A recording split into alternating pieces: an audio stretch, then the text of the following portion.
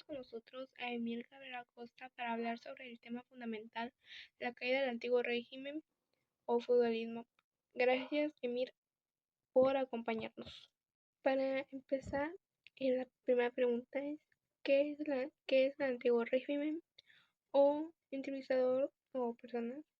¿Qué entendemos por el antiguo régimen? Empezar, la primera pregunta es qué es el antiguo régimen o para que nos explique un poquito más qué entiende que es el antiguo régimen.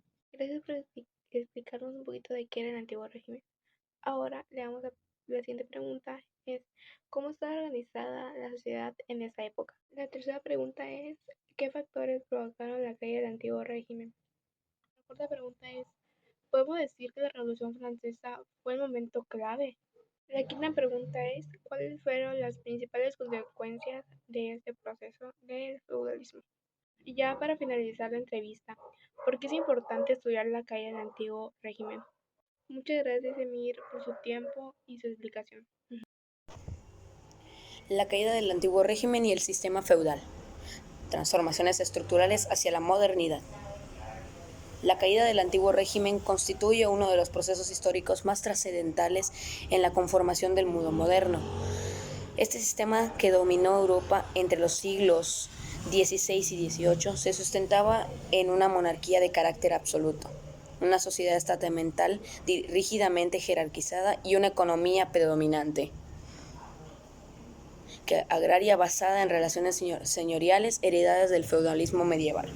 Sin embargo, lejos de derrumbarse de manera repentina, el antiguo régimen experimentó una larga crisis estructural, producto de transformaciones económicas, sociales, intelectuales y políticas que alteraron profundamente sus fundamentos. La transición del feudalismo al capitalismo, el fortalecimiento de la burguesía, el desarrollo del comercio atlántico, la consolidación de estados modernos y la difusión de ideas ilustradas erosionaron progresivamente el orden tradicional. Este proceso alcanzó su punto culminante en la Revolución Francesa, que simboliza el colapso definitivo del sistema estamental y del feudalismo en Europa occidental. El presente ensayo analiza desde una perspectiva histórica estructural las causas profundas y los factores desencadenantes que condujeron a la caída del antiguo régimen y el sistema feudal, examinando su dimensión económica, social, política e ideológica, así como sus consecuencias en la configuración del Estado liberal contemporáneo. Parte número 1 del desarrollo: el legado feudal y la configuración del antiguo régimen. El feudalismo fue el sistema predominante en Europa durante la Edad Media. Se caracterizaba por la fragmentación del poder político, la descentralización y la existencia de vínculos personales del vasallaje. La tierra constituía la principal fuente de riqueza. Las cesaciones económicas estaban determinadas por el sistema señorial. Aunque el feudalismo clásico comenzó a declinar desde el siglo XIV, muchas de sus estructuras sobrevivieron y se integraron al antiguo régimen. El sistema señorial persistió en amplias regiones europeas, especialmente en Francia, España, donde los campesinos continuaban pagando rentas y prestaciones a los señores. El antiguo régimen heredó esta organización agraria y la articuló con la monarquía absoluta. A diferencia del feudalismo medieval, el poder ya no estaba fragmentado entre múltiples señores autónomos, sino que se concentraba progresivamente en la figura del monarca. Parte número 2. Transformaciones económicas del feudalismo al capitalismo. Uno de los factores fundamentales en la caída del antiguo régimen fue la transformación económica iniciada a finales de la Edad Media. Y aquí unos subtítulos, que fue la expansión comercial y el capitalismo mercantil. Desde los siglos XV y XVI, la expansión marítima europea y el descubrimiento de nuevas rutas comerciales impulsaron el crecimiento del comercio internacional. El desarrollo del capitalismo mercantil fortaleció la burguesía urbana, especialmente en regiones como Inglaterra y los Países Bajos. La acumulación de capital, la creación de bancos y el surgimiento de compañías comerciales transformaron la estructura tradicional. La riqueza comenzó a desvincularse exclusivamente de la posesión de tierras. Segundo tema, que fue la crisis del sistema señorial. El sistema feudal se basaba en obligaciones personales y rentas en especie. Sin embargo, el avance de la economía monetaria debilitó estas relaciones tradicionales. Muchos señores comenzaron a arrendar tierras o exigir pagos en dinero, lo que alteró la lógica feudal.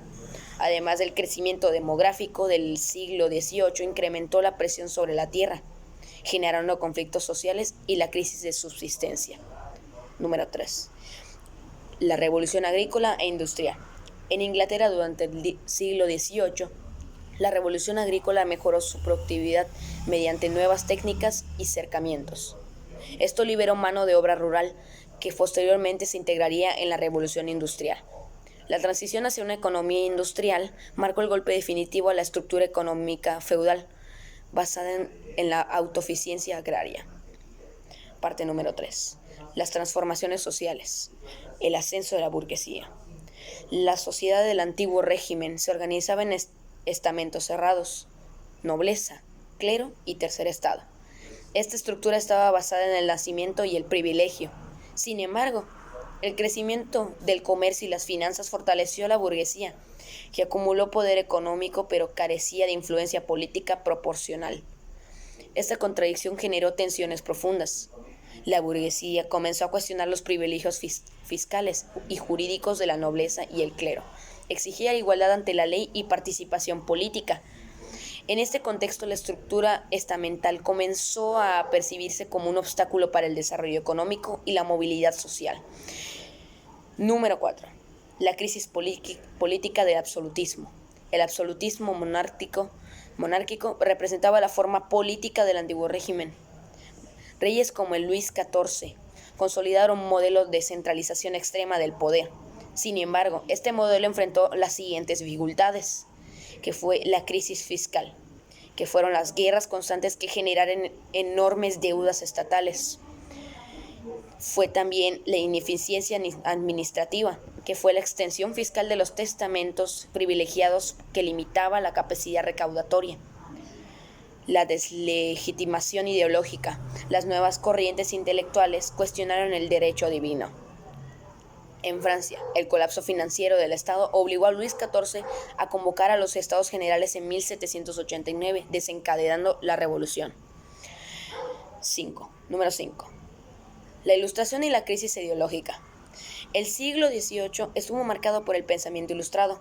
Filósofos como Montesquieu, Voltaire y Jean-Jacques Rousseau cuestionaron la legitimidad del absolutismo y la desigualdad jurídica. La Ilustración promovió principios como los siguientes, como la soberanía popular, la división de poderes, la igualdad jurídica y la libertad individual. Estas ideas minaron el fundamento ideológico del antiguo régimen, preparando el terreno para su caída. Número 7. Las revoluciones como punto de ruptura. Aunque el proceso de transformación fue gradual, las revoluciones actuaron como catalizadores. La Revolución Francesa abolió los privilegios feudales y proclamó la igualdad ante la ley y estableció el principio de soberanía nacional. Asimismo, la independencia de Estados Unidos en 1776 demostró que era posible fundar un sistema político basado en principios republicanos. Estos acontecimientos marcaron el colapso definitivo del orden feudal y estamental en Europa occidental. Número 7. Ruptura o continuidad. Desde una perspectiva historiográfica, existe el debate sobre si la caída del antiguo régimen fue una ruptura radical o un resultado de transformaciones graduales. Historiadores marxistas interpretan el proceso como una revolución burguesa, que sustituyó el modo de producción feudal por el capitalista.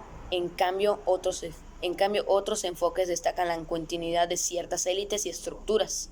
Lo cierto es que la transición implicó tanto ruptura política como transformación estructural progresiva.